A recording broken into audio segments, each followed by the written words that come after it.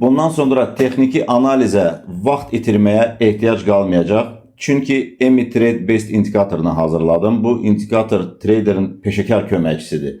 Yəni bilirsiniz ki, bir trader gün ərzində bir neçə dənə coin'i analiz eləyərkən ona zaman itirməli olur. Bəzən yorğun olur, mühüm olan səviyyələri görmür və yanlışlıq eləyir. Təbii ki, bəzi əməliyyatları da zərərlə yekunlaşır.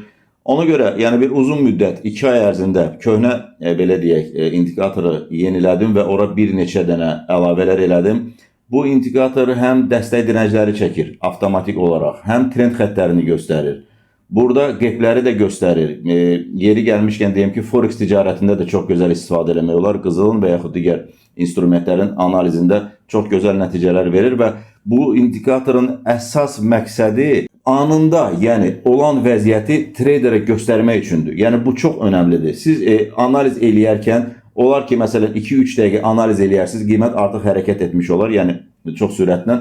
Ona görə anında o vəziyyəti görüb qərar vermək imkanı yaranır bir traderdə. Analiz etmədən sadəcə olaraq coinləri listələyərkən qarşınızda hazır bir analiz çıxmış olur və bütün işləri sizin əvəzinizdən bu indikator görür. Gəlin bunu canlı olaraq qrafikdə sizə nümayiş elətdirim. Məsələn, gördüyünüz kimi qarşımızda boş qrafikdir. Burada biz görürük ki, yaşıl mum var və uzun iğnəli qırmızı mum var. Burada təbii ki, hər şey ola bilər, amma yenə deyirəm, ümumi mənzərəni tam görmək üçün indikatoru qoşuram. Keçirəm indikator bölməsinə və burada EMI Best indikator var və EMI Fibonacci indikatorudur. İkisini də qoşuram. Gəlin müvəqqəti olaraq Fibonacci-ni söndürüm. Burada baxın, həmən gözümüzün qabağında. Mən indikatoru söndürdüm və qoşdum. Fikir verin, gözümüzün qabağına nə çıxır? Anında mən burada nə qərar verirəm, nə görürəm? Trend xəttini yarıb, bir dəfə yarıb, retest edib aşağıdakı dəstəyə doğru və yuxarı direncə doğru hərəkət edib, direnci də yarıb. O direncə retest edib və növbəti direncə qədər hərəkət edir. İndikatorda çox gözəl bir funksiya da var. Burada sağda gördüyünüz kimi, baxın, bu rəqəmlər, bu faiz rəqəmləri qiymətin olduğu vəziyyətdən dəstəyə və direncə qədər olan məsafəni göstərir. Bu çox kömək eləyir traderə. Nə baxımı? Açdınız qrafiki, analizi gördünüz, hazır analizi. Burada vəziyyət məsələn long vəziyyətidir. Burada məsələn göstərir ki, dəstəyə qədər 1,55%, direncə qədər 7% hərəkət var.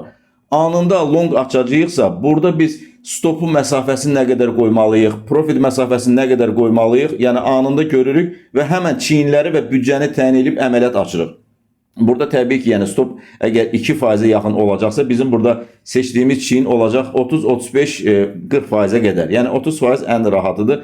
30% seçib büdcənin müəyyən faizini götürüb 7% profitlə çıxa biləcəyimizi görürük artıq bu qrafikdə. Və yenə deyirəm, burada məsələn bir var xəttkeş instrumentini götürüb ölçənə qədər, filan eləyənə qədər aşağı zaman dilimlərində bəzən qiymət çox sürətlə hərəkət edir, əməliyyatı qaçırmış oluruq. Məsələn, gəlin keçib başqa bir coinə baxaq. Recal'da məsələn, baxıram ki, burada da trend xəttinə dəyib və növbəti direncə qədər hərəkət edir. 6% məsafə var. 2 saatlığa keçəndə tam başqa bir mənzərədir. 1 saatlıqda fikir verin. Burada trend xəttinə bir dəfə dəyib, ikinci dəfə dəyib, üçüncü dəfə dəyib və aşağıdakı trend xəttini yararsa dəstəyə qədər gedər. Yox, yuxarıdakı trend xəttini yararsa direncə qədər hərəkət edir. Amma bu vəziyyətdə biz səbirli oluruq, çünki qiymət dəstək ilə direncin ortasındadır. Mən bunu kursda da uşaqlara həmişə anladıram ki, qiymət əgər dəstək ilə direncin ortasındadırsa səbirli olmaq lazımdır. Məsələn, indikator söndürdüyümüz halda, indikator yoxdur. Biz burada oturub bunu dəstək direnç xəttlərini seçib, burada bunu qrafikə çizərkən biz zaman itirmiş ola bilərik. Və yaxud da ki, bir trader baxır ki, burada yaşıl mum var, həmən long aça bilər. Amma indikatoru qoşaraq fikir veririk ki, burada trend xətti də var. Oradan reaksiya alıb və aşağıdakı trend xəttinə doğru hərəkət eləyə bilər. Gəlin başqa bir coin'i seçək, məsələn FH7. Burada baxın, trend xəttini yarır, amma mum hələ bağlanmayıb. Burada range'in də fikir verin. Range'in də dəstəyi var. Bu buradan reaksiya alıb qalxa da bilər. Amma indikatoru söndürdüyümüz halda qırmızı mum görürük və bəzi traderlər bunu görüb short aça bilər. Təbii ki, burada səbirli olmaq lazımdır. Aşağı zaman, hətta böyük zaman diliminə keçək.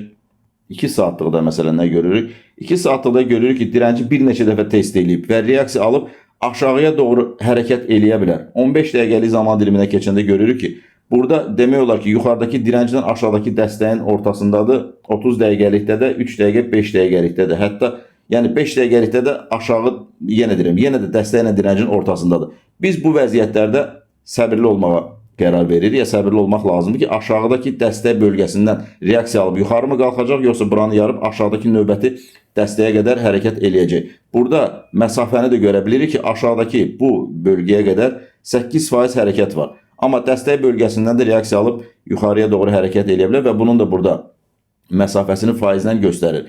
Gəlin indi bu indikatorun biz belə deyək, siqnalların tərəfinə baxaq. Məsələn, mən mənim coinlərimin siyahısında bütün coinləri seçirəm və burada öz indikatorumu seçib burada istədiyim dəstək direncin yarılmasını və yaxud tək direncin yarılması və yaxud dəstəyin yarılmasını seçə bilərəm və yaxud da ki, direncin və ya dəstəyin yarılmasını eyni anda ya dəstək ya direnc yarılarsa siqnal gələcək. Burada baxın, trend xəttini seçə bilərəm, kəsişməsini, yeni boşluğun yaranması, yəni qeplərin yaranmasını göstərəcək, boşluğun bağlanmasını, yəni qep bağlanarsa siqnal verəcək.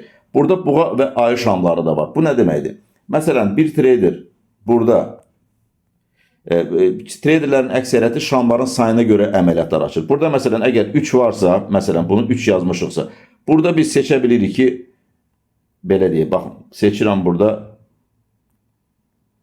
məsələn, buğa şamlarını seçirəm. Zaman dilimini, buğa şamlarını seçdim. Zaman dilimini mən məsələn 4 saatlıqda seçə bilərəm. Seçirəm burada 4 saat və bu o deməkdir ki, 4 saatlıq 3 dənə buğa mumu olarsa, qapanış olarsa sizə siqnal gələcək. Yəni bəzi traderlər 3 dənə əgər mum yaşıl və yaxud qırmızı bağlanarsa, ondan sonra belə deyək, hərəkətini davam etdirər. Yəni adətən belə, yəni böyük zaman dilimlərində belə əməliyyat açan traderlər az deyil. Onu da bura əlavə eləmişəm, kimə rahatsa istifadə edə bilər. Nəzərinizə çatdırım ki, bu indikator axtarışda çıxmır. Bunu yəni xüsusi link vasitəsilə, yəni kursu bitirən həmkarlarıma göndərirəm. Onlar əlavə eləyəndən sonra hər birini təsdiqləyirəm. Ondan sonra istifadə edə bilərlər. Gördüyünüz kimi bu indikator mənim skriptlərim arasındadır. Yəni bu ümumi axtarışda deyil.